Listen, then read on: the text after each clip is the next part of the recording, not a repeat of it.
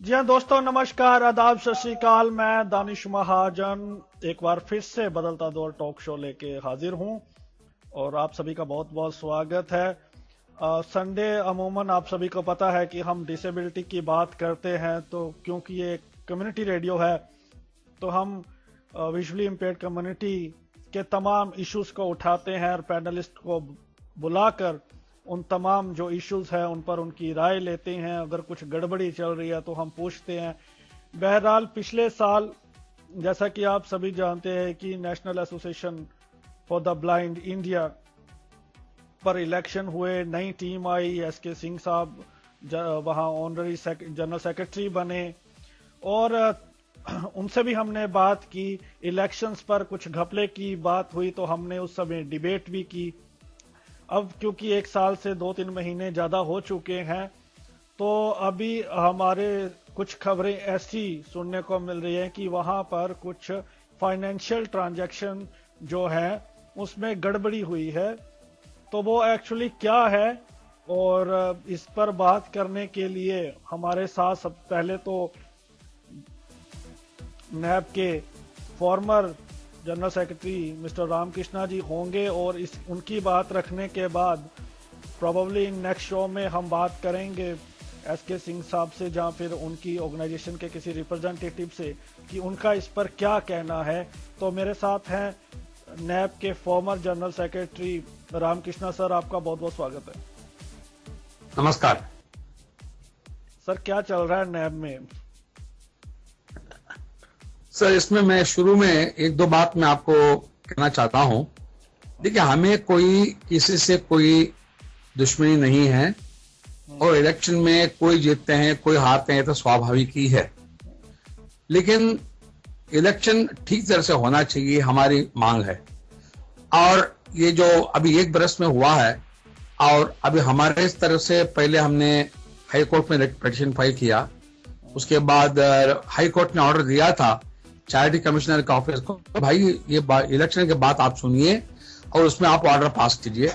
आज तक मुझे बहुत दुख से कहना पड़ रहा है कि चैरिटी कमिश्नर ने ऑर्डर पास नहीं किया। और लास्ट टाइम तभी अक्टूबर 20 तारीख को तभी ये हियरिंग हुई थी, उसमें हमारे जज साहिबा ने ये भी कही कि उनके पास टाइम नहीं है ऑर्डर पास करने की। ये हालत है भाई, ये कानून का जो रखवाला है, अगर वही ऐसे बात करें तो हम क्या करेंगे। एक बात ये बताएं कि आपने अभी अभी कहा कि इलेक्शन कोई जीतता है कोई हारता है, हमें उससे कोई प्रॉब्लम नहीं है। अगर आपको कोई प्रॉब्लम नहीं है तो आप लगातार नैब के पीछे क्यों पड़े हुए हैं? आखिर क्या कारण है कि आपका नैब में इतना कीन इंटरेस्ट है? जब से इलेक्शन हुए तब से लेके आज तक आप हर समय नैब की बात होती है, तो क्या रीजन है अगर आपको हार से कोई प्रॉब्लम नहीं है तो? देखिए, हम जैसे पहले कहा कि हमें कौन जीतता है कौन हारता है उसमें हमें दिलचस्पी नहीं है, लेकिन इलेक्शन ठीक तरह से होना चाहिए।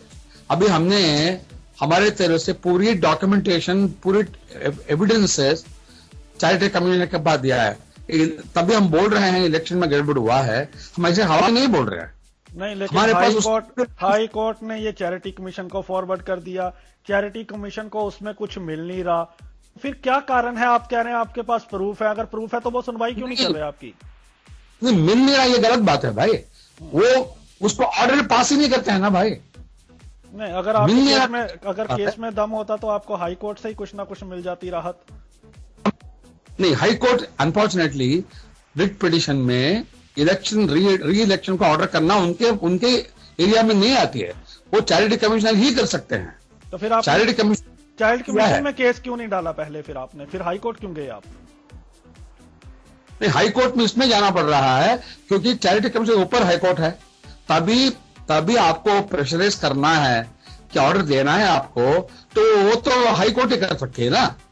अच्छा, मेरे को अब मुद्दे की बात करते हैं। मैं इलेक्शंस पे ज्यादा फोकस नहीं करूंगा क्योंकि इलेक्शंस पे हमने इलेक्शन में पहले भी बात कर ली थी, तो अब इलेक्शन में बार बार बात करेंगे तो वो होगा नहीं। अभी हम जो इम्पोर्टेंट पॉइंट है और कम्युनिटी के लिहाज से वो बहुत इम्पोर्टेंट है, अगर आपकी बातों में सच्चाई है तो मैं लिसनर्स के सामने रखना चाहता हूं और ताकि लिसनर्स इसे सुने समझे और ये भी जाने कि अब, और एनजीओ वाले भी ये मेरी बात ध्यान से नोट कर लें, कोई भी एनजीओ का कोई भी रिप्रेजेंटेटिव हो तो अब ये बात समझ लें कि अब वो जमाना गया जब आपसे कोई सवाल नहीं करेगा।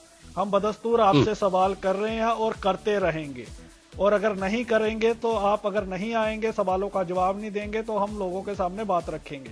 उसी लिहाज में मेरे को एक आपका लेटर मिला है, मेरे पास एक लेटर की कॉपी है जो जोकम साहब ने लिखा है, उसमें बहुत सारी बातें हैं।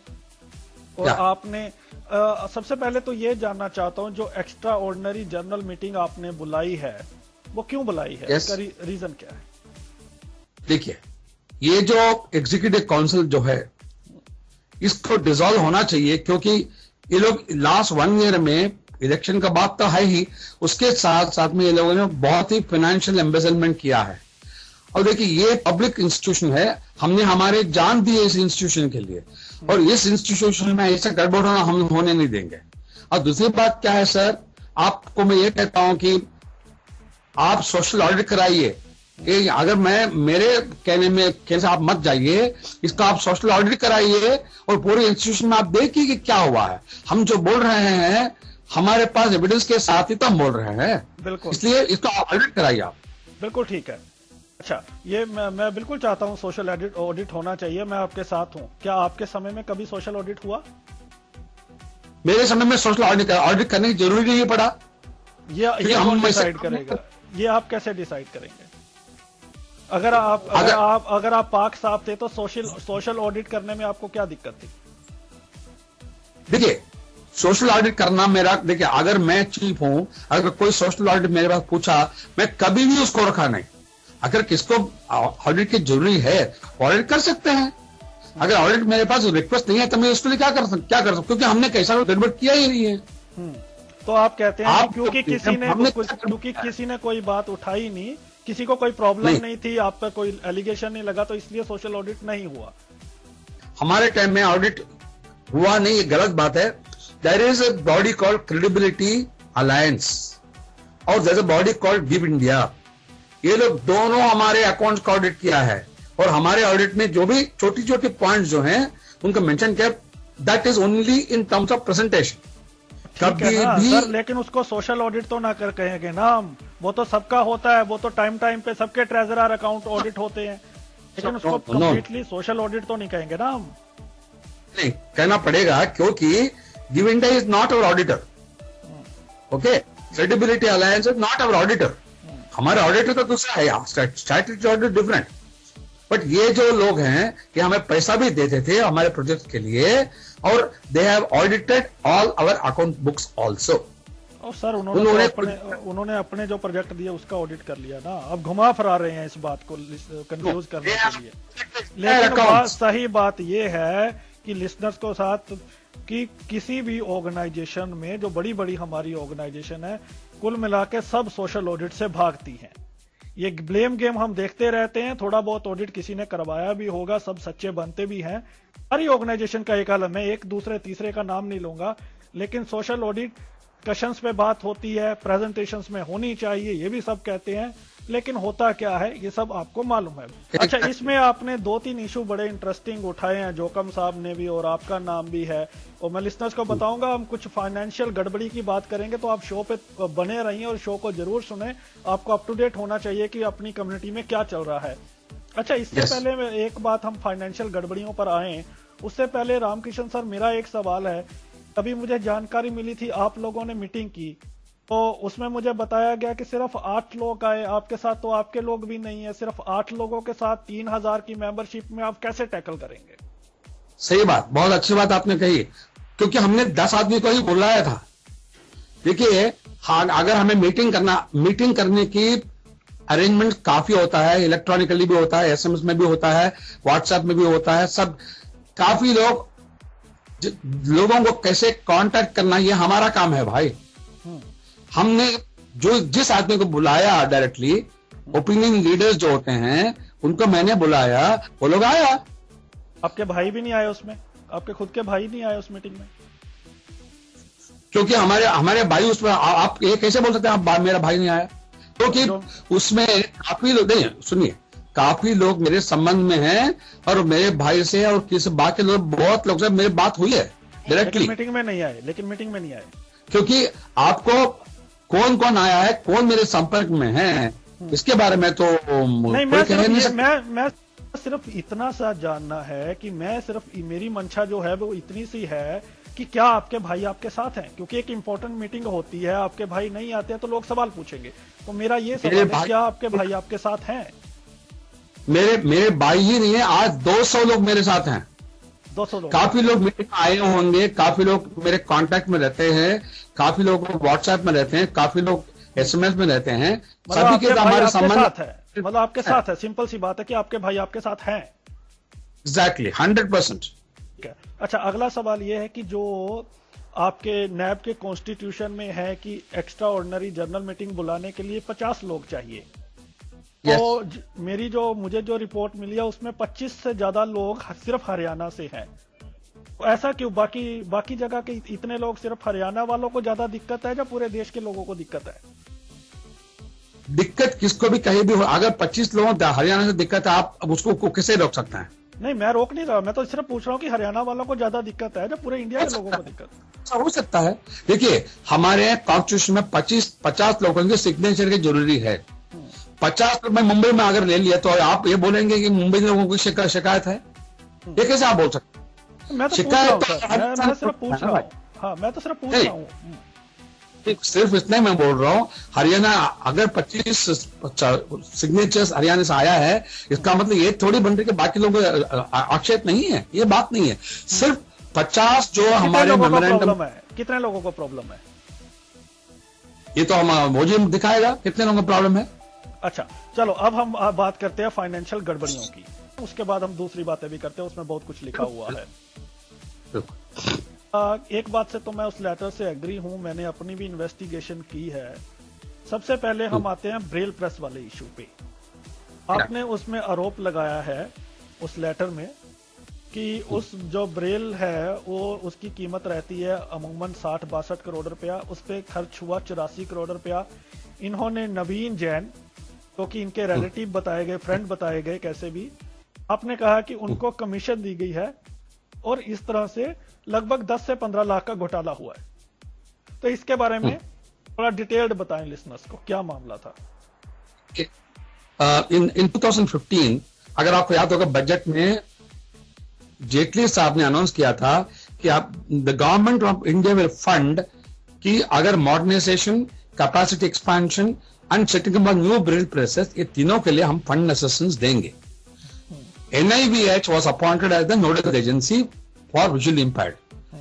तो उस टाइम पे क्या हुआ था, हमारे पास NIVH ने बोला हमारे पास आपको हम फंडिंग करते हैं लेकिन आपको बैंक गारंटी देना चाहिए। हमने इसका मना कर दिया क्योंकि सरकार तो पैसा देती है, हम बैंक गारंटी क्यों उनको दें? दूसरी बात sir, very simple thing, supplier A से आप अगर मशीन खरीदते हैं, सप्लायर ए को आप बैंक गारंटी दे सकते हैं, ये स्वाभाविक है, बैंक गारंटी पूछेगा भी। आप जाके NIVH को दिया, इसलिए NIVH को देखिए, हमने उसका मना किया, हमने बोला कि नहीं NIVH को हम देते नहीं है। अभी आप दिल्ली में है, all India corporation of blind AACB है, AACB ने NIVH को बैंक गारंटी नहीं दिया। उन लोगों ने स्पर्श प्रोडक्ट से इंटर पॉइंट बेल जो है उसको वो लोगों ने खरीदा, और यहां जो है आप NIVH को बैंक गारंटी देते हैं। तो आपने स्टडी भी नहीं किया। अगर आप देखिए, तभी मेरे पास जब प्रपोजल आया था उस टाइम मैंने यही सवाल पूछा, आपकी दूसरी ब्रेलों की जरूरी ही क्या है? आप जरूरत भी स्टडी नहीं किया। दूसरी बात, आपने जाके NIVH को बैंक गारंटी देते हैं। और तीसरी बात, पेमेंट किसको करना चाहिए? तभी मैं जिसको मैं इंपोर्ट करता हूं, पेमेंट उनको ही करना चाहिए। आप डिस्ट्रीब्यूटर को, इंडियन डिस्ट्रीब्यूटर को पेमेंट करते हैं, तभी अगर नॉर्वे ब्रेलो से आप इंपोर्ट करते हैं, the money should go to Braillo directly. और उसमें क्या किया, there is a provision, you can make an order directly with Braillo. अगर हम ब्रेलो से डायरेक्टली ऑर्डर करते थे, this machine would have come to us 10 lakh cheaper. क्योंकि आपने बीच में एक इंडियन डिस्ट्रीब्यूटर को लाया, इसलिए आपको 10 लाख ज्यादा पड़ा, क्योंकि उसको कमीशन देना चाहिए। अगर उसको कमीशन देना है, अरेंजमेंट क्या है? We should make the payment to Brelo और उनकी क्या संबंध है, वो लोग पेमेंट करेंगे। आप इनको डायरेक्टली 84 लाख पेमेंट क्यों करते हैं? 84 lakhs और गिवन टू मिस्टर नवीन जैन। अच्छा, हमने 4-5 वर्ष के पहले ब्रेलो 440 62 लाख में इंपोर्ट किया। आपने ही कहा था ना, अगर आज का स्थिति में समझो तो ब्रेलो इज अवेलेबल फॉर 75 लाख, लेकिन ये लोगों ने जबरदस्ती 84 लाख पे किया, क्योंकि इनका ऐसा है ना। और क्यों इंडियन डिस्ट्रीब्यूटर आप पे क्यों करते हैं? तभी आप इंपोर्ट करते हैं, उनको पेमेंट करना चाहिए ना। वो कहते हैं कि कोई भी डायरेक्ट नहीं खरीदता है, कोई स्पर्श के थ्रू खरीदता है, सिर्फ 2 डिस्ट्रीब्यूटर हैं, तो स्पर्श से खरीदते हैं, कोई नवीन से खरीदते हैं। तो अगर हमने नवीन से खरीद लिया तो इसमें हर्ज क्या है? नवीन से आप खरीदो, मुझे कोई उसमें हर्ज नहीं है, लेकिन आप पेमेंट 10 लाख ज्यादा क्यों करते हैं भाई? If you have imported this machine directly from Brelo, Norway, the machine would have come to 75 lakhs. आपने 84 लाख इसको धनी बनाने के लिए, खुद का पॉकेट बढ़ाने के लिए आपने 81 लाख दिया। तो नवीन को कमीशन जाएगी तो इनको कैसे फायदा होगा? क्योंकि नवीन इसको देंगे कुछ। अब कह रहे हैं कि मोटा मोटा इन्होंने नवीन दी जो ब्रेल की मशीन, आपके शब्दों में 75 लाख, हालांकि मेरी स्टडी कुछ इससे भी थोड़ा कम बताती है, लोग कहते हैं कि लगभग 70-72 लाख में कंप्लीट हो जाती है। तो अगर 75 लाख दिया गया, 9 लाख 10 लाख अगर नवीन को कमीशन दी, तो दोनों में कुछ ना कुछ आपस में मिली भगत हुई, आप ये कह रहे हैं। 84 लाख जो ये लोगों ने डोमेस्टिक डिस्ट्रीब्यूटर को पेमेंट दिया है, उसके ऊपर सर्विस टैक्स लगेगा। आज की स्थिति में service tax 15%। What is 15%? 84 lakh almost 13 lakh. ये भी लायबिलिटी नैब के ऊपर आएगा। इसके बारे में अभी तक बात हुआ नहीं है। आप बगैर, अगर डायरेक्टली आप इंपोर्ट करते थे, if you have paid directly to the party, you would have got the machine 10 lakh at a lower cost, you would have saved service tax of 13 lakh जी। और सर दूसरी बात क्या है, इनकी खुद ट्रेजरर ने इसको ऑब्जेक्शन किया। अभी मेरे ऑब्जेक्शन आप छोड़ दीजिए, खुद के जो ट्रेजरर हैं उन्होंने ऑब्जेक्शन किया। उनको आपने क्या किया, आपने रूल ये बदल डाला। देखिए, पहला हमारे टाइम में हमने as a matter of good financial practice हमने ये बोला था कि treasurer should be one of the signatories of bank account. उसको ही आपने बदल दिया। अभी treasurer need not be signatory. ये क्यों आप करते हैं भाई? अगर ट्रेजरर जो होते हैं फाइनेंशियली रिस्पॉन्सिबल और अकाउंट साइन करते हैं, उनको आपने हटा दिया। तो आप कहते हैं कि ट्रेजरर जो ईमानदार थे, उन्होंने अगर कोई ऑब्जेक्शन किया, उन्होंने उसको चेंज ही कर दिया। तो इन बातों से प्रूव होता है कि कहीं ना कहीं ये फाइनेंशियल गड़बड़ी करना चाहते हैं। मुझे ये भी सुनने में आया है, लखनऊ का इसी में ये डॉक्टर डेंगलैंड ने उनको धमकी दिया, अब मैं आपको निकाल दूंगा। ये क्या तरीका है भाई? ये क्या पब्लिक इंस्टीट्यूशन है कि क्या है? तो एक बड़ी बात लिसनर्स यहाँ पर आपको ये सर एक बात और है, तभी भी आप सप्लायर को पेमेंट करते हैं, there something called letter of credit. पूरी 84 लाख को पेमेंट एक ही टाइम आप नहीं करते हैं। तभी मशीन प्लेस ऑर्डर करते हैं, उस टाइम में 10-20% is given, when the machine is delivered you give some more money. इसका एक पेमेंट शेड्यूल होता है। आप अचानक एकदम 84 लाख पेमेंट कर देते हैं। तो मैं लिसनर्स को बताता हूं कि पहली बात, जो मोटी मोटी बात लिसनर्स को समझनी चाहिए कि जो भी ऑर्गेनाइजेशन है आपके लिए काम कर रही है, आपके नाम से पैसा आ रहा है। अभी हमने पहली बात में सर ने ये बताया कि जो मशीन है लगभग जो 70 से 75 लाख की आ सकती थी, 10 लाख रुपया इस पे एक्स्ट्रा किया गया और इनकी प्रोविजंस को भी चेंज किया गया। तो ये पहली बात आपको यहाँ समझनी चाहिए कि किस तरह से, अगर ये सच है, मुझे नहीं मालूम कि ये सच है या झूठ है, इसका फैसला तो जा कोर्ट करेगा, जहां नैब की कॉन्स्टिट्यूशन ने जिस बॉडी को हायर किया वो करेंगे, हम सिर्फ बात कर सकते हैं। तो इसमें ये है कि आप लोगों को ये समझना है कि कुछ लोगों का अक्सर ये सवाल रहता है कि अगर एनजीओ वाले कोई सैलरी नहीं लेते हैं, कोई रिन्यूमरेशन नहीं लेते हैं, तो उनको क्या फायदा होता है। तो इस तरह से भी करके पैसे को कमाया जा सकता है। तो एक बात तो ये रही। अब आपने एक दूसरा आरोप वहां पर लगाया है कि नैब इंडिया ने नैब यूपी को प्रोजेक्ट देने की बजाय जो एसके सिंह साहब की खुद की संस्था है NAVH, उसको 20 लाख रुपया दिया। वो क्या माजरा है? अगर वो सही है तो वो बहुत सीरियस है और ये नहीं होना चाहिए। अगर ये हुआ है तो बहुत गलत हुआ है। इसके लिए आपके पास क्या प्रूफ है और क्या है ये माजरा? देखिए, प्रूफ तो आप पूछ नहीं सकते हैं क्योंकि हम एग्जीक्यूटिव काउंसिल के मेंबर नहीं है, लेकिन अभी ये बात ये तो हुई है। और देखिए, पहली बात, ये एसके सिंह जो हैं वो नैब इंडिया के सेक्रेटरी जनरल हैं, ये तो आप मानेंगे। एसके सिंह जो हैं नैब यूपी स्टेट ब्रांच के वाइस प्रेसिडेंट थे। एसके सिंह जो हैं इनके पास ये संस्था भी है, और आप अपने ही संस्था से ये जगह से पैसा उठा के दूसरी जगह में देते हैं, is it not a conflict of interest? और इन्होंने क्या किया, नैब इंडिया से पैसा निकाला और अपने ही संस्था को, जो अपने घर से आप ऑपरेट करती है, उस संस्था को पैसा दे दिया। दूसरी बात, यूपी स्टेट ब्रांच जो लखनऊ में स्थित है, कभी भी हम ये पेमेंट ऐसा दूसरे एजेंसी को करते हैं, हमारे स्टेट ब्रांच को हम पूछते हैं, भाई आपका इसमें कोई इनका आप स्टडी करके हमें दीजिए, हमें बोलिए। वो भी नहीं किया। ये यूपी स्टेट ब्रांच को मालूम भी नहीं था शुरू में इन्होंने ऐसा पैसा दे रहे हैं।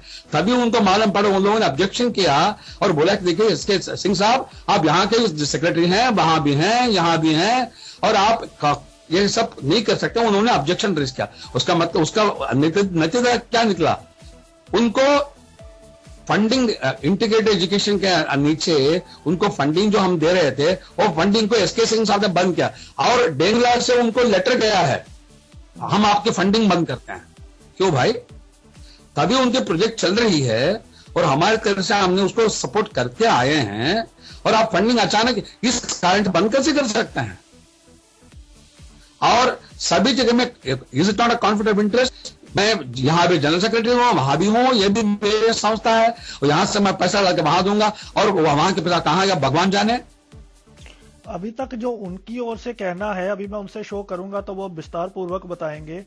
उनका ये कहना है कि वहां की संस्था ने कहा कि हम इस प्रोजेक्ट को नहीं चला सकते हैं, तो इसलिए उन्होंने ये प्रोजेक्ट NAVH को दिया। इसके सिंह साहब सत्य कुमार नाम दिया, लेकिन झूठ बोलते हैं। ऐसा कभी भी इन्होंने नहीं बोला है। नहीं, सत्य कुमार सर ने मुझे नहीं बोला, लेकिन उनके किसी रिप्रेजेंटेटिव ने बोला। नहीं, गलत बात। आप यूपी स्टेट ब्रांच से बात करिए, वो लोग आपको बताएंगे। अच्छा, तो ये 20 लाख रुपया, तो अगर उन्होंने ये 20 लाख रुपया अपनी ऑर्गेनाइजेशन को दिया है, और उनका ये कहना है कि ये तो एक जिस CSR से आया और वहां से हमने दे दिया, प्रोजेक्ट कोई भी चलाए, प्रोजेक्ट वो नैब चलाए या NAVH चलाए, क्या फर्क पड़ता है? काम होना चाहिए। आपका यहाँ पे मेन इशू क्या है? तब तक दृष्टिबाधित को फायदा होता, हम भी उसको ऑब्जेक्ट नहीं करते हैं, लेकिन आप ऐसा गलत काम मत करिए। ये इस जगह से पैसा निकाल के नैब इंडिया के पास पैसा क्या पड़ा है क्या? यहां से उठा के वहां आप कैसे सैंक्शन कर सकते हैं? और what about conflict of interest? यहां भी सेक्रेटरी है, वहां भी सेक्रेटरी है, is it not a conflict of interest? मैं, अगर आप 1 मिनट ले समझिए, नैब इंडिया से पैसा निकाल के अगर मेरे ही संस्था का मैं दे दिया, ये गलत बात नहीं होता है क्यों? इसको भी ट्रेजरर ने ऑब्जेक्ट किया है। आपने ट्रेजरर को अगर डाला, आप ट्रेजरर को निकाल दिया सेक्रेटरी से। एक बात मैं ये जानना चाहता हूं कि क्या ये जो इश्यूज है, आपने बोला मैं अभी एग्जीक्यूटिव काउंसिल में नहीं हूं, राइट? ये जो अंदर के लोग हैं, अगर उनको इतनी प्रॉब्लम है तो आपको इतनी आवाज उठानी पड़ रही है, अंदर के लोग आवाज क्यों नहीं उठा रहे? वो जो एग्जीक्यूटिव में है वो क्यों नहीं अपने वॉइस रेज कर रहे? बिल्कुल आपने सही बात पूछा, क्योंकि यहाँ ये लोग क्या करते हैं, एक डेंगला जो है ना आवाज उठाता है, लेकिन मुंबई वाले लोगों को आवाज उठाने की आदत नहीं है। We are all dignified and decent people. ये क्या करता है, रौडी जैसे आके वहां आवाज करता है और आवाज उठाता है और लोगों को गाली सुनाता है। ये बाप का पैसा है क्या? ये बोलने का तरीका है क्या? आप बोलिए, ये बाप किस बाप का पैसा है भाई? ये ऐसे आप अगर तभी आप बात करेंगे, बाकी लोग कैसे बोलेंगे? और दूसरी, इन्होंने क्या कर लिया कि अपनी ही मेजॉरिटी बना लिया, और तभी आपको वही बोल रहे, इलेक्शन के बारे में मुझे बोलना पड़ रहा है। 21 तारीख को एक अनाउंस करके उसमें काफी लोग मेरे ही सपोर्ट में थे। 22 तारीख रिकाउंटिंग करके विदाउट कॉलिंग अदर कैंडिडेट भी रिकाउंटिंग करके उनको सबको आपने हटा दिया, अपने आदमी को लगा दिया, तो मेजॉरिटी आपकी बन गई। तो फिर लोग कैसे बोलेंगे भाई? तभी आप गाली सुनाते हैं लोगों को, तो लोग कैसे बोलेंगे? सब तो रामकृष्ण नहीं है ना, इनको मैं छोड़ूंगा ही नहीं। मैं आप बोल, देखिए ये पब्लिक इंस्टीट्यूशन है, पब्लिक इंस्टीट्यूशन आप सीधी तरीके से काम करना चाहिए। तो आप क्या करेंगे? आपका जो नेक्स्ट जो कोर्स ऑफ एक्शन है वो क्या रहेगा? आप खुद कह रहे हैं कि जो चैरिटी कमीशन है, लोगों की हालत बुरी है, वो कह रहे हैं कि मेरे पास टाइम ही नहीं है ऑर्डर पास करने का, और एग्जीक्यूटिव काउंसिल में आपने बोला उन्होंने अपनी मेजोरिटी बना रखी है। तो आने वाले इलेक्शन से पहले आप क्या करेंगे? आपके क्या कोर्स ऑफ एक्शन है? क्या करना मैं करूंगा सर, मैं अभी let us not go into that. कहां प्रेशर डालना है, क्योंकि आज तक मैं कानून के प्रोसेस में कभी भी इंटरफेयर नहीं किया, तो मैं समझता हूं कि कानून के प्रोसेस में कभी इंटरफेयर नहीं करना चाहिए। लेकिन अभी मुझे समझ में आया है ऐसे चैरिटी कमीशन ऑर्डर पास करने वाले नहीं है, तो इसका क्या करना चाहिए मैं करूंगा उसको। तो आप अभी जो आपकी जो भावी रणनीति है उसको ज्यादा डिस्क्लोज नहीं करना चाहते, तो you don't want, you don't want to show your cards now. ठीक, no I don't open. Okay, that's लेकिन एक बात है, उसमें हमने ओजे मिस्त्री बुलाई, इनको मैं डिसॉल्व करके छोड़ूंगा। देखिए अभी भी रास्ता, अगर सीधे बात करना है, हम भी सीधा बात करते हैं। ये धमकी देना, अभी इन्होंने क्या बोला आपको मैं बोलता हूं, डेंगड़ा बोलता है हम गुंडे लाएंगे। क्यों भाई, आपके पास सच नहीं है? क्यों गुंडे लाने की जो आपको नौबत पड़ गई? गुंडे तो हम के चुप बैठेंगे? ये बोलने का तरीका क्या बोलिए? गुंडे लाएंगे, उसको तोड़ेंगे, सबको हम पैसा खिलाएंगे, ये क्या बात है भाई? क्योंकि ये हम मेरे सामने नहीं हुई है तो मैं इस पर प्रतिक्रिया नहीं दे सकता। अगर आप सही कहते हैं मैं उनको बुला के बात हम उसमें शो करेंगे, तो जो भी उनकी रहेगी। अगर ये हुआ है तो बहुत दुर्भाग्यपूर्ण है, तो ये लैंग्वेज और ये तो ठीक होनी चाहिए जब हम खास तौर पे अपने करते हैं। मैं आपको ये बोल रहा हूँ, मुझे शुरू में तब इलेक्शन हुआ था, मैं भी बोला जाने दो, क्या करने का है, इलेक्शन में कोई हादसा कोई जीता, लेकिन बाहर जाके देख हमने रामकृष्ण को हरा दिया। रामकृष्ण को हराना, आपको करप्शन करना पड़ा ना, आपको इलेक्शन में धांधली करनी पड़ी ना। अच्छा ये बात, दूसरी बात आपको एक इंपॉर्टेंट बात मैं कहता हूं, जोकिम रापोस ने इनकी काफी चीजों को ऑब्जेक्ट किया, उसको ही निकाल दिया। स्टेट ब्रांच की डायरेक्टर सेक्रेटरी जो हैं उनको इनको निकाल डाला। जो अब हमारे सामने आवाज उठाएगा उसको हम निकाल देंगे, ये तरीका है क्या? ये बात तो आगे कह रहे हैं कि डेमोक्रेसी नहीं रही है, डिक्टेटरशिप आ गई है, जो इनके खिलाफ बोलता है उसको निकाल दिया जाता है। ये समझते हैं कि कुछ भी कर सकते हैं। तो ये एक बड़ा मुद्दा है। अगर नैब इंडिया से पैसा उनकी पर्सनल ऑर्गेनाइजेशन में गया है तो ये वाकई दुर्भाग्यपूर्ण है। नेक्स्ट बात मैं ये जानना चाहता हूँ, उसमें एक इंश्योरेंस को लेके भी एक स्कैम की बात की गई है, कुछ 1.5 करोड़ के इंश्योरेंस, वो क्या है, वो क्या मसला है? देखिए there is a company called General Insurance Corporation, GIC, इनकी संबंध हमने ही एस्टैब्लिश किया है। अच्छा इसमें एक बात और बोलूं, आज सत्यकुमार सिंह और डेंगला जो पैसा एंजॉय कर रहे हैं उसका काम किसने किया? मैंने किया हूं भाई। तो ये GIC उस टाइम में हमने प्रोजेक्ट लाया, अभी GIC ने 1.5 करोड़ दे गिवन टू क्लाइंट सर्विसेज। इन लोगों ने क्या किया, क्लाइंट सर्विसेज को, इसमें कमेटी कौन है? सत्यकुमार सिंह, डेंगला, शैलेंद्र जैन और विजय काजोलकर, अपने हाथ में लगा के आप उस पैसे को हड़पने की कोशिश कर रहे हैं। देखिए मेरे बात सुनिए, मेरे टाइम पे अगर कुछ प्रोजेक्ट का पैसा मिलता है, मैं उस कमेटी में कभी इंटरफेयर नहीं करता था, never, I will never go there. अगर मुझे एक्सेप्ट मीटिंग में बुलाएंगे मैं सिर्फ आइडिया दूंगा, लेकिन उस इंप्लीमेंटिंग में कभी भी शामिल नहीं होऊंगा मैं। लेकिन ये लोग इंप्लीमेंटेशन पैसे को अपने हाथ में ले लिया।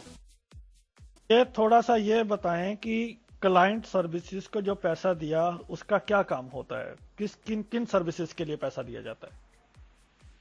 देखिए क्लाइंट सर्विसेज क्या होता है, लोगों को, अगर ब्लाइंड लोगों को छोटे मोटे फाइनेंशियल असिस्टेंस चाहिए, मेडिकल के लिए, घर बनाने के लिए, फर्नीचर बनाने के लिए, और पॉपकॉर्न मशीन, ऐसे छोटे छोटे आइटम जो होता है उसमें हम लोगों को खरीद के ये पैसे में प्रोजेक्ट में देते हैं। पूरे महाराष्ट्र के लिए GIC ने 1.5 करोड़ सैंक्शन किया। इसको तरीका क्या करना चाहिए आपको, हमारे महाराष्ट्र स्टेट ब्रांच नासिक में उपस्थित है, वो स्टडी करके आपको रिकमेंडेशन करेंगे, आप उनको पेमेंट करना चाहिए।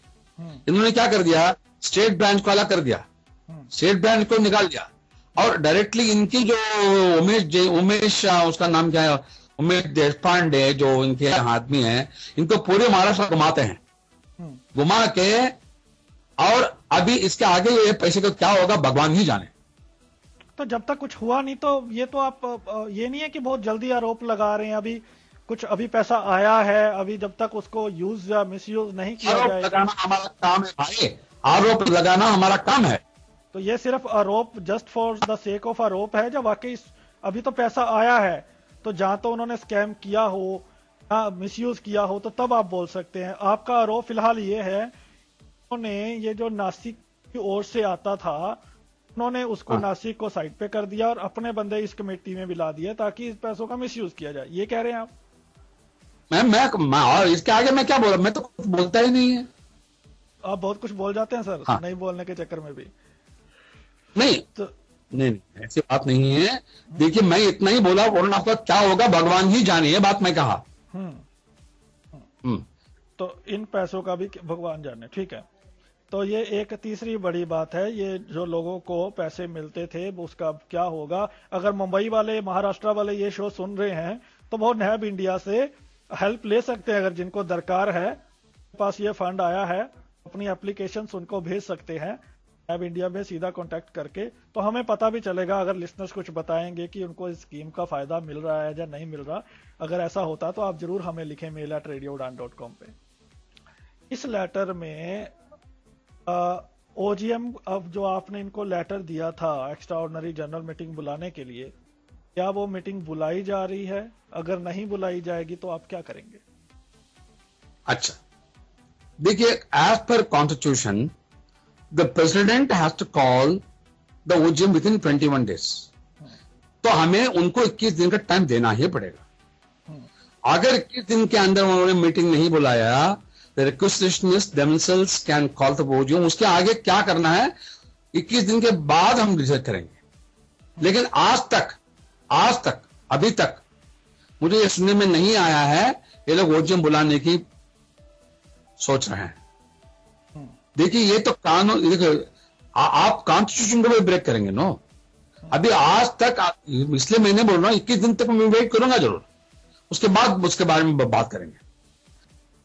अच्छा, क्या जो नैब के अंदर प्रोजेक्ट्स चल रहे हैं या उस वहाँ स्टूडेंट्स रह रहे हैं, या लोग नैब में विजिट करके अपना काम करवाते हैं, कोई भी सेवा लेते हैं नैब से, क्या उन लोगों की कभी कंप्लेन आई है किसी स्टूडेंट की या किसी और की कि उनके साथ भी मिसयूज किया है? या सारा मसला जो है वो एडमिनिस्ट्रेटिव पॉलिसीज का है और एडमिनिस्ट्रेशन के साथ है? देखिए मैं आपको बोल रहा हूं, पैसा खाने का किसी को भी हक नहीं है। एक बात मैं, आप एक सवाल पूछा नहीं, उसका जवाब मैं दे देता हूं। माउंट आबू जो है हमारी एक्टिविटी है, हमारे नैब के अंदर काफी एक्टिविटी होती है, उसमें माउंट आबू एक एक्टिविटी है। हमारे एक्टिविटीज के एक्सपेंसेस जो है उसको हम मीट करते हैं। हमारे एक्टिविटी को हम कभी पैसा देते नहीं है। But 25 lakhs have been sanctioned to NAB Mount Abu to Mr. Dengla। मैं आपको ये पूछ रहा हूं, ये 25 लाख तक क्यों देते हैं आप? आपकी खुद की एक्टिविटीज को ही आप पैसा क्यों देते हैं? और वो ब्लाइंड स्कूल में कितने बच्चे हैं? 7 बच्चे हैं। 7 बच्चे के लिए 25 लाख। और दूसरी बात सर, वहां एक मल्टीपर्पज हॉल के लोगों ने बिल्ड करने की कोशिश किया, उसके लिए पब्लिक डोनेशन भी लिया। आज का हॉल की क्या हालत है? हॉल कहां कंप्लीट हुआ? उसकी पैसा कहां गया? ये बात, ये जो 25 लाख हॉल बनाने के लिए दिया था?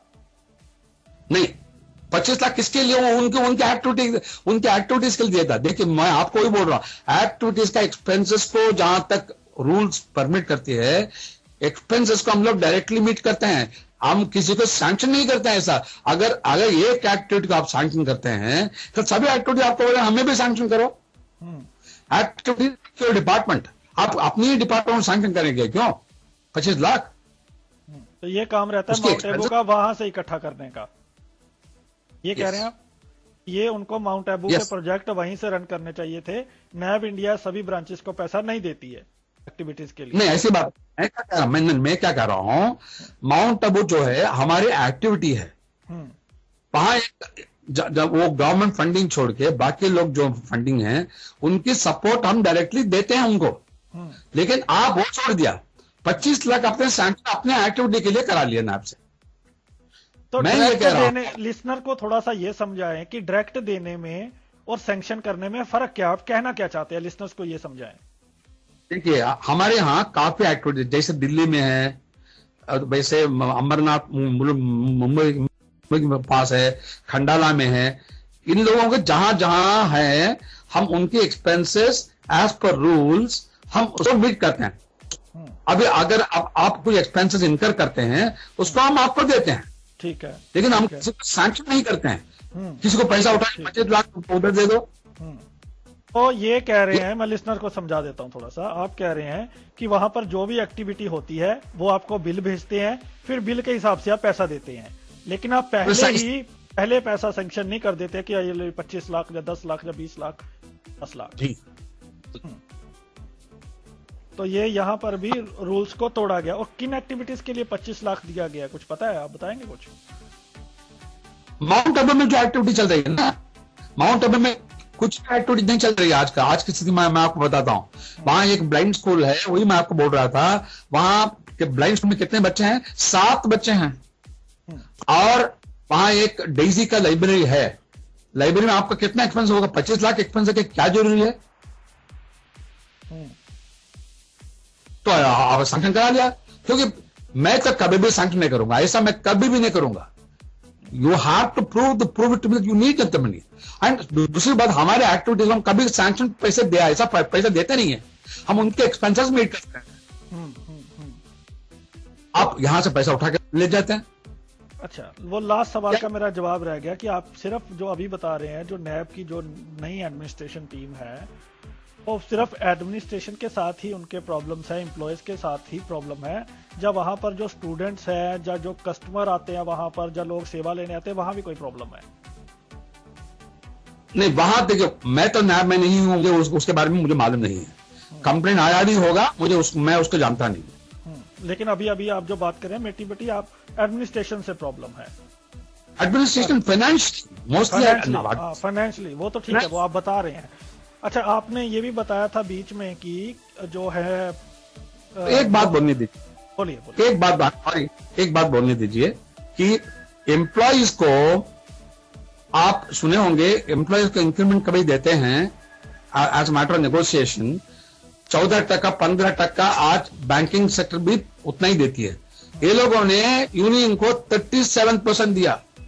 किसके पैसे, किसको दे रहे हैं आप? देखिए, ये ब्लाइंड इंस्टीट्यूशन है भाई, ब्लाइंड के लिए पैसा लेके अब अपने नाम बनाने के लिए किसी को दे रहे हैं 37%, और तभी आपने यूनियन को दे दिया। बाकी ऑफिस लोग भी अभी पूछ रहे हैं हमें भी दे दो 37%। Can you believe it?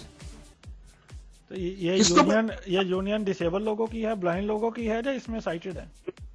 Cited लोग हैं, काफी एम्प्लॉय साइटेड, उसमें 1-2 लोग ब्लाइंड रह सकते हैं। अच्छा, ये तो काफी आपने फाइनेंशियल बात बताई लिसनर्स को। 25 लाख का एक बताया, 20 लाख का एक बताया, 10 लाख का एक बताया, और जो 1.5 करोड़ आया उसका अभी क्या होगा क्या नहीं होगा वो भगवान मालिक है, वो आगे होगा। तो ये ऑर्गेनाइजेशंस में जो आपके पास रिपोर्ट है वो बता रहे हैं। हालांकि हम उनसे भी, दूसरे पक्ष से भी बात करेंगे, उनसे भी पूरी जानने की कोशिश करेंगे कि उनका इस पर क्या कहना है, और मैं खुद से भी अपनी स्टडी करूंगा और देखूंगा कि इसमें क्या कुछ है। आपकी जो लेटर है उसमें एक और पॉइंट है, आपने ये कहा है उसमें कि एसके सिंह साहब भी एम्प्लॉय हैं और विमला जी भी एम्प्लॉय हैं, और एम्प्लॉय किसी ऑर्गेनाइजेशन के किसी पद पर नहीं रह सकता है।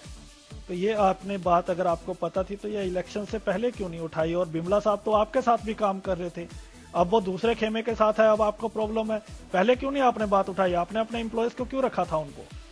मुझे उस टाइम में कैसा मालूम था कि ये लोग परमिशन नहीं लेंगे? मुझे कैसा मालूम था? तो अभी आपको कैसे पता उन्होंने परमिशन नहीं लिया? आपने लिखा है उनके डिपार्टमेंट को? परमिशन दिखाने को बोलिए, परमिशन अगर मिला है उनको दिखाने को बोलिए। तो आपने क्या आरटीआई या किसी चीज से उन पता करने की कोशिश की है? जहां आप हवा में, ठीक है कुछ बातें आपकी बहुत गंभीर है और मैं अप्रिशिएट करता हूं कि आप लोगों के साथ ला रहे हो। किसी भी ब्लाइंड ऑर्गेनाइजेशन में ऐसा होता है, यकीन मानिए लोगों का एनजीओ के ऊपर विश्वास ही नहीं रहा आजकल। तो यही चीजें होती हैं जो हम लोगों को मजबूर कर देती हैं सोचने पे कि वहां पर क्या चल रहा है, क्यों लोग इतनी मारोमारी करते हैं इलेक्शन जीतने की, आखिर उनको मिलेगा क्या? अगर सेवा करनी है तो सेवा के लिए अपनी जेब से पॉकेट लगा के क्यों इलेक्शन जीत रहे हैं, इतना क्या शौक है उनको? तो ये लोग बहुत क्वेश्चन है जो हमारे मन में रहते हैं, लिसनर्स के मन में रहते हैं। तो ये अच्छी बात है आप बता रहे हैं कि खुली बात है। मुझे लगता है बाकी ऑर्गेनाइजेशंस वाले भी धीरे धीरे बताएंगे वहां क्या चल रहा है। लेकिन अभी मुझे ये बताएं, अभी जो हम बात कर रहे थे कि आपके पास कोई प्रूफ है अभी कि उन्होंने परमिशन नहीं ली है? इनके पास कोई प्रूफ है कि इन्होंने परमिशन लिया है? तो आपने ये जब बिमला साहब आपके साथ काम कर रहे थे यही सवाल तब क्यों नहीं? मुझे अच्छी तरह से मालूम है इन्होंने परमिशन नहीं लिया। अगर ये लिया तो दिखाने को बोलिए। आपने उस समय क्यों नहीं मांगी परमिशन? मेरा सवाल ये है। आपने लेटर उस समय लेटर, क्योंकि वो आपके मित्र थे, आपको कन्वीनियंट थे, तब आपने क्यों नहीं कहा कि मुझे लेटर दिखाएं भैया अगर आपके पास परमिशन की है?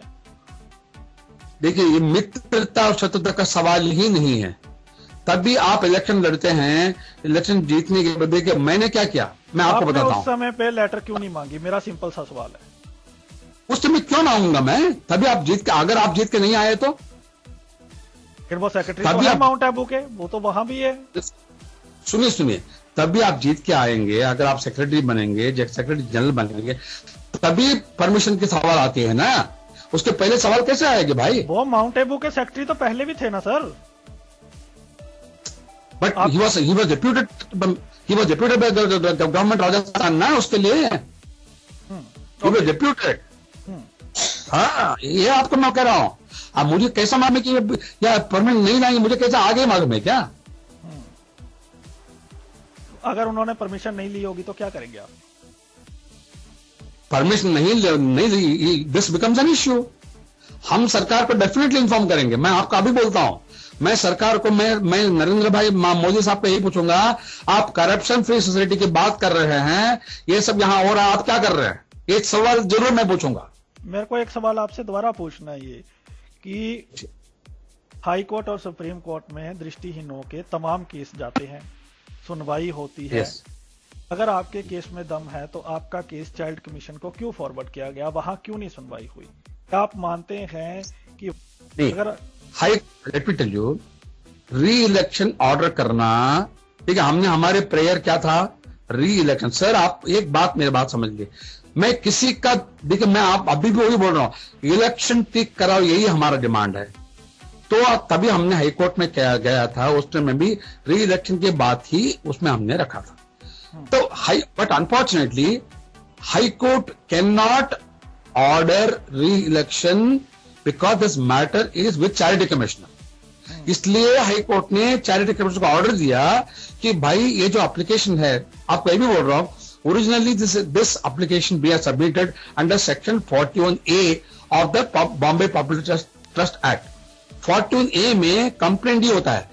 हाई कोर्ट ने उसका 41B में कन्वर्ट किया, which involves investigation and inquiry. हमने कन्वर्ट नहीं किया, हाई कोर्ट ने कन्वर्ट किया।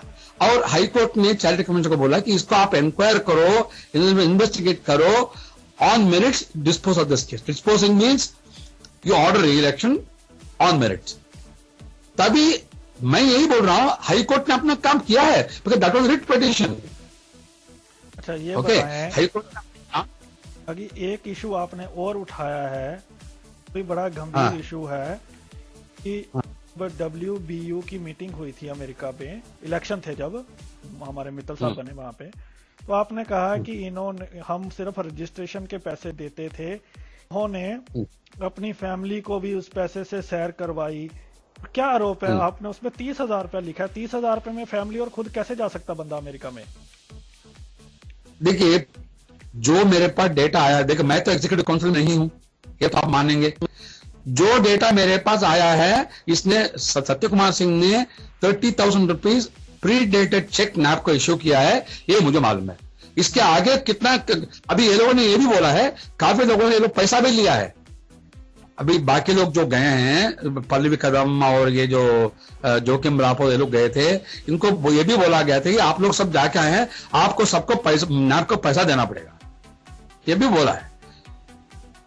तो मैं यही बोल रहा हूं, देखो नैब इंडिया को किसी को लोन देने के अधिकार ही नहीं है। Constitution very clear on this, in that के how assessing tax, how can assessing issue predated cheque to NAB India. एक बात देखिए, 30,000 रहने दो, 3 रुपया रहने दो, गलत काम तो गलत काम ही होता है ना, है ना। और दूसरी बात सर, एमएनबी इंडस्ट्रियल होम करके मुंबई में एक इंस्टीट्यूशन है, उसमें I was that board of the chairman board of trustees. वहां the blind people there stop the activities, ठीक है, और हमें ट्रस्टीज को उन्होंने बाहर किया, और वो एक्टिविटी को नैब इंडिया ने अभी लिया है। अच्छा, नैब इंडिया ने लेके उसको चलाने के लिए लोन किससे लिया? नैब इंडिया से। मैं ये पूछ रहा हूं, नैब इंडिया को लोन देने का अधिकार ही नहीं है। आप कैसे करते हैं काम सब? Unconstitutional things how just because general secretary are doing this. आप ये कैसे कर सकते? आप कॉन्स्टिट्यूशन पढ़े हैं क्या?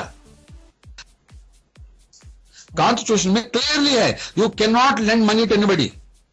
आप लेंडिंग कैसे करते हैं भाई? कितना लोन दिया इन्होंने? नहीं, अमाउंट तो मुझे मालूम नहीं है। किसके लिए लोन दिया, किस चीज के लिए लोन दिया? वो चलाने के लिए, उसको एमएनबी होम को चलाने के लिए।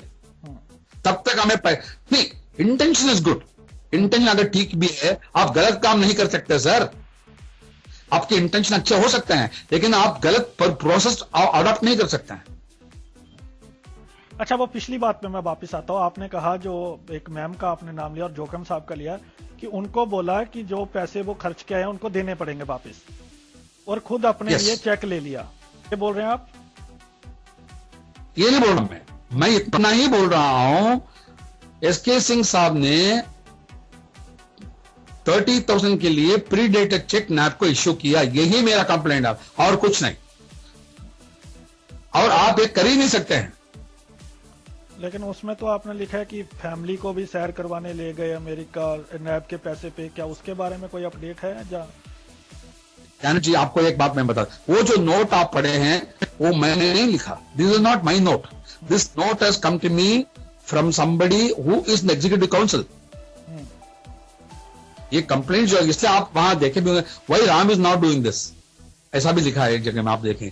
ये वो नोट मैंने लिखा, लेकिन काफी कंप्लेंट से मैं जो कंप्लेंट मैं एग्री कर रहा हूं, वही कंप्लेंट मैं आपको बोल रहा हूं। काफी जो चीज मैं एग्री शायद नहीं भी करूंगा, मुझे मालूम भी नहीं है, लेकिन ये जो 30,000 इन्होंने प्रीडेटेड चेक इश्यू किया है 31 दिसंबर, ये तो मैं जानता हूं। वही मेरा ऑब्जेक्शन। आप प्रीडेटेड चेक नैब को कैसे दे सकते हैं? कभी भी हमने दिया है क्या?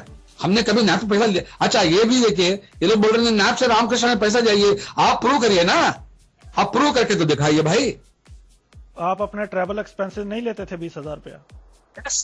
I have taken a permission the executive council. मैं ऐसा चोरी छुपे काम नहीं किया। मैं एग्जीक्यूटिव काउंसिल वो कहते हैं हम तो एक पैसा भी नहीं लेते, वो तो खुद 20,000 लेते थे। बोलते हैं सर, पैसा नहीं लेते और ऐसे लूटते हैं क्यों? हम तो लूटा नहीं ना आपको। आप अभी 10 लाख की बात, अभी बाकी बात आप छोड़िए, 1.5 करोड़ छोड़ दीजिए, फिर भी 10 लाख की बात हुई ना। 20,000 to become only 2,40,000 whole year में। आप किस चोरी की बात कर रहे हैं भाई? जो ओजीएम बुलाने का जो मेन मकसद था वो क्या है? एक मिनट मेरा क्या है?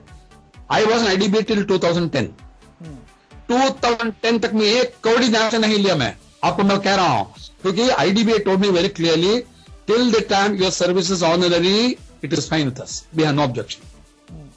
ओके, 2012 जनवरी से ही मैं, क्योंकि I am retired employ, retired person, तो मैं बोला कि मुझे से वर्नी इज ऑलमोस्ट 25 किलोमीटर्स, इतना दूर मैं आ नहीं सकता हूं, इसलिए आप मुझे सिर्फ ट्रैवल एक्सपेंसेस है, उसमें 20,000 में भी क्या है, 14,000 I am paying my driver salary.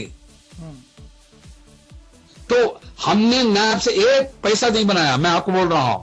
I stand for principles. अगर मुझे पैसा बनाना ही था तो मैं मेरे बैंक से बना सकता भाई, नैप से मुझे बनाने क्या जरूरी है? नैप के पास क्या है? मुझे सर्विस करना है, लेकिन मुझे ऐसा पैसा लौटना नहीं है, ये बात। और लास्ट में आप ओजीएम के बाद बात की है, ओजीएम में आपको ये बोलूंगा कि ओजीएम हैज बीन कॉल्ड, अभी डेंगला बोल रहा है नहीं सब फ्रॉडुलेंट सिग्नेचर। ये डेंगला का ही आदत है फ्रॉडुलेंट सिग्नेचर, मेरा आदत नहीं है। मैं ऐसा कब, मेरा ही सिग्नेचर मैं किसी को फोर्स करने नहीं दूंगा। I stand for principles.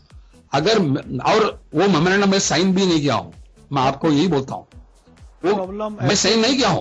आपको प्रॉब्लम एसके सिंह से है या ढींगला साहब से है?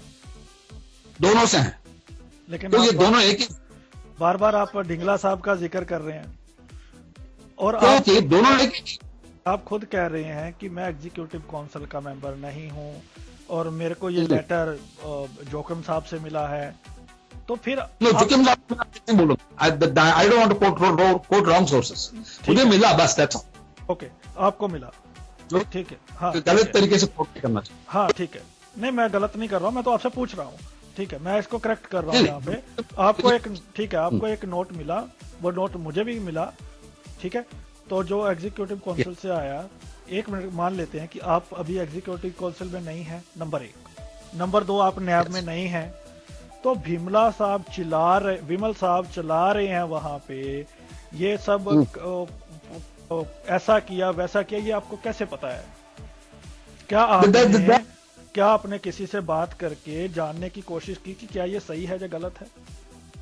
मुझे जानने की कोशिश करने की कोई जरूरी है नहीं होता है, क्योंकि लोग अपने आप मेरे पास आके बोलते हैं। अच्छा, तो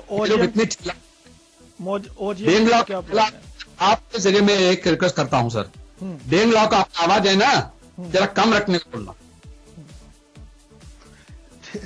ठीक है, ओजीएम में आपके क्या प्लान है? ओजीएम में क्या, देखिए प्रयत्न करना हमारा काम है, उसके लिए जो भी बंदोबस्त करना हम कर लेंगे। अगर गुंडे लेके आएंगे, हम भी गुंडे लेके आएंगे। मैं आपको ये बोलता हूं, उस टाइम पे नैब इंडिया तभी ओजीएम हुआ था, उस टाइम पे last year I was on secretary general, इसलिए मुझे वो शोभा नहीं देता है ऐसा गुंडे लेके आना, ये सब काम हम नहीं करते हैं।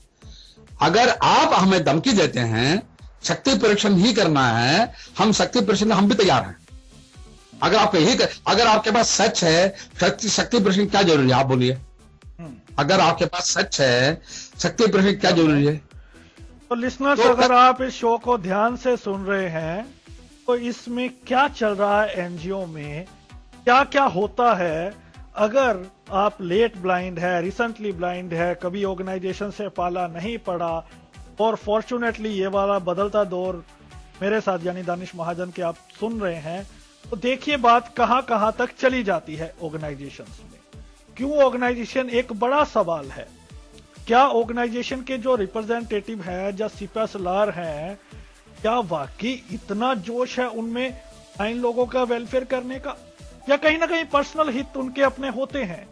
बात ये हमने पहले भी सुना, एनएफबी के जब इलेक्शन हुए उसमें भी कई बार हम और भी कई ऑर्गेनाइजेशन में सुनने को मिला। अब नैब की बात भी आ रही है, जो लोकल लेवल पे ऑर्गेनाइजेशन है वहां भी सुन आती है।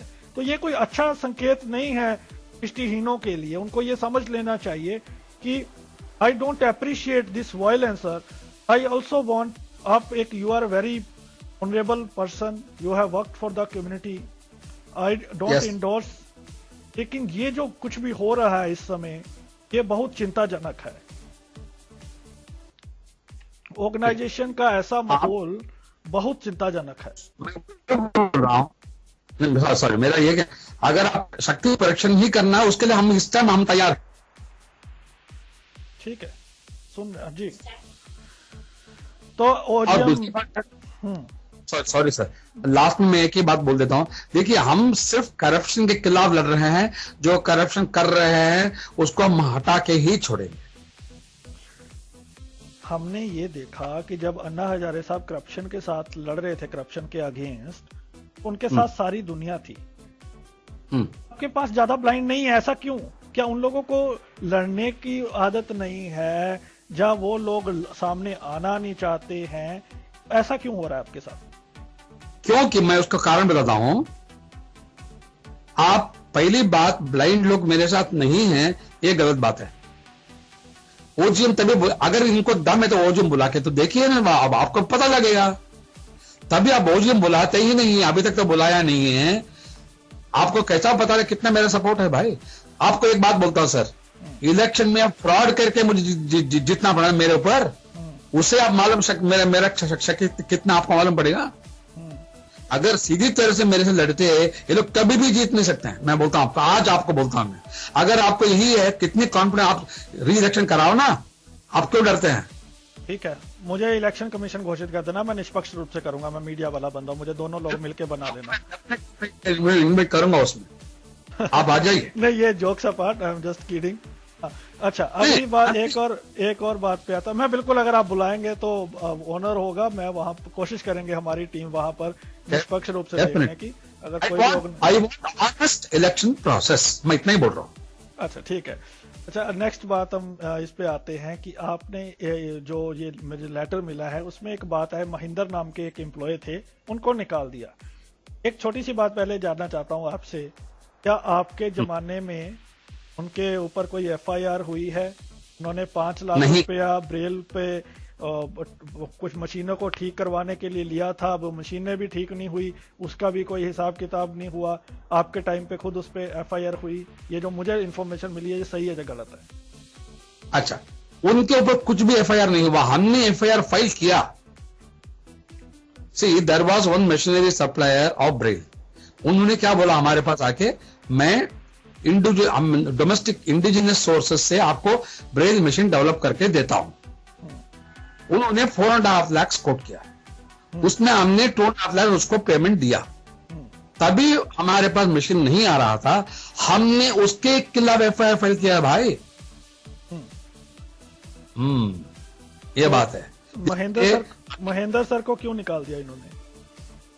महेंद्र सर को इसलिए निकाला, महेंद्र सर देखियो, निकालने के बाद तभी आते हैं ना, if I want get rid of you I can harass you, बराबर?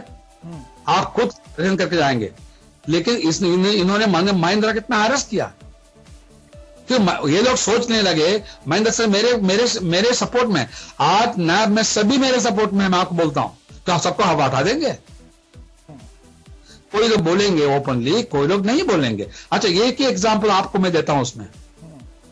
Entire election, entire counting process, entire OGM, हमने उस टाइम में, that is the height of transparency of Ramakrishna, हमने पूरी उसकी सीसीटीवी कवरेज किया है। जो भी होता है लोगों को मालूम होने दो, हमें कोई दिक्कत नहीं है, हम कुछ छुपाते नहीं। आपके टाइम पे रेजिग्नेशन होते थे लोगों के? रेजिग्नेशन हुआ, अगर हम क्या कर सकते हैं? हम उसको पूछते आप रेजिग्नेशन क्यों कर रहे हैं? तो क्या हमने जाके अच्छा, एक बात मुझे जाननी है, जो बातें आपने कही हैं इस पर आपने एग्री किया है, आप उसकी रिस्पॉन्सिबिलिटी लेते हैं? मैं महेंद्र सर से भी बात कर सकता हूं, मैं सबसे भी बात कर सकता हूं, क्या आप सबकी रिस्पॉन्सिबिलिटी लेते हैं? जो बातें आपने कही हैं, आपने सबसे बात करके आपको पता चला, जिन बातों पर आपने एग्री किया, मैं उन बातों की बात कर रहा हूं। This has happened in my tenure as general secretary, मुझे मालूम है इसके बारे में। अच्छा, ये बताएं कि आपने बोला स्टेट ब्रांचेस में भी जो लोग उनका साथ नहीं देते थे उनको निकाल दिया, कहां से निकाला?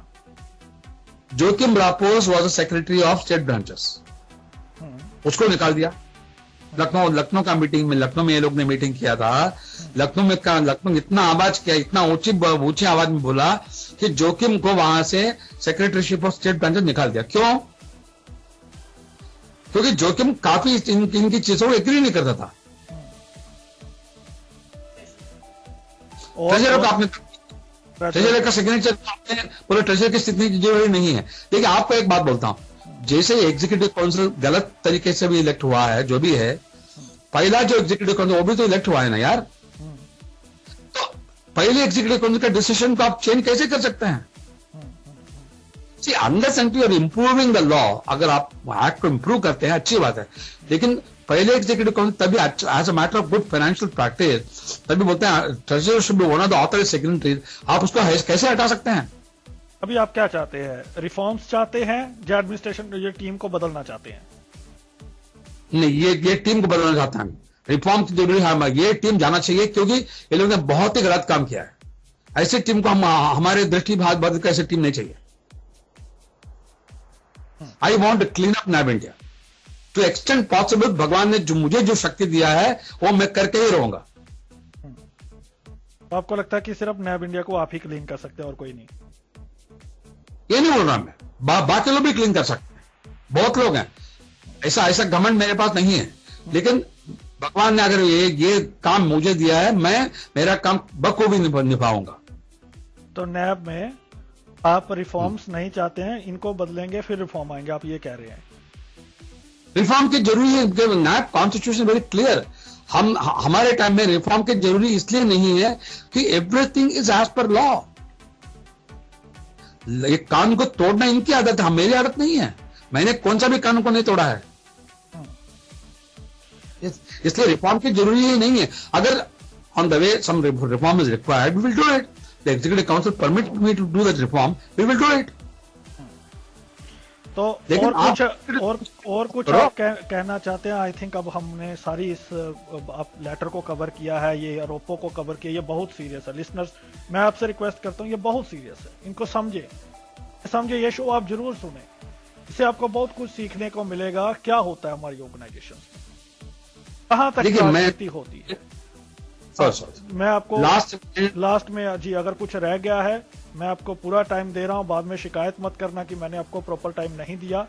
अब पूरी अपनी बात है जो इस समय जो रह गया है, भी नहीं है, करेंगे भी नहीं जी। अच्छा, लास्ट में ये कहूंगा, देखिए मुझे किसी से दुश्मनी नहीं है, ओके, लेकिन मैं ये चाहता हूं कि इलेक्शन प्रोसेस बराबर होना चाहिए, तो उसका लड़ाई हम करेंगे।